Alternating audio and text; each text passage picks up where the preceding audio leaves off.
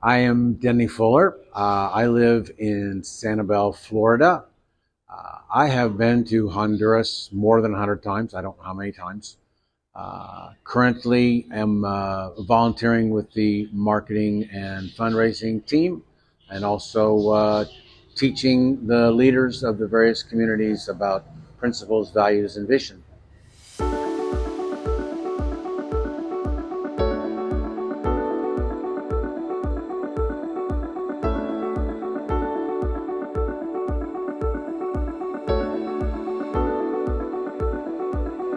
I have a million stories about being here all the times that I have been here, but every time I come back down here, people want to tell me how grateful they are for humanity and hope. And since I've come so many times, I've had the opportunity to watch communities grow from being abandoned and with no clean water, no electricity, no school, uh, no bathrooms, no houses, to the opposite of that, and to see how that's made a difference in their outlook on life, how that's given them purpose for themselves and hope for themselves.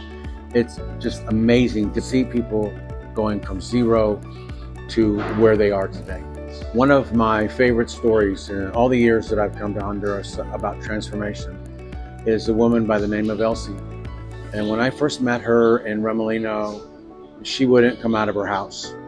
She had a husband who had a stroke, and she had neighbors that didn't really accept her as part of the community, and she wouldn't come out of the house. So when I would go to the village, I would have to knock on the door, and she would let me in, and it would be really uncomfortable.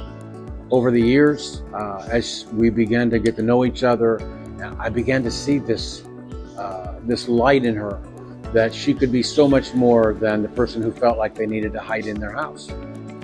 So I began to encourage her and began to talk to her, and she began to share all the things that were going on in her life and in her husband's life. And then she began to volunteer. We found her passion with the children, and she began to volunteer with the children. And then she became in charge of the children.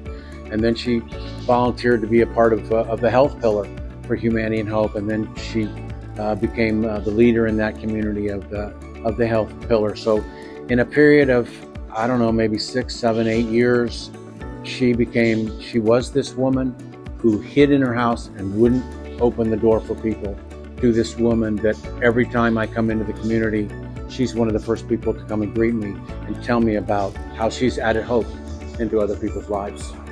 I think what makes humanity and hope different is the fact that we're not just the water people, we're not just the Bible study people, we're not just the house building people.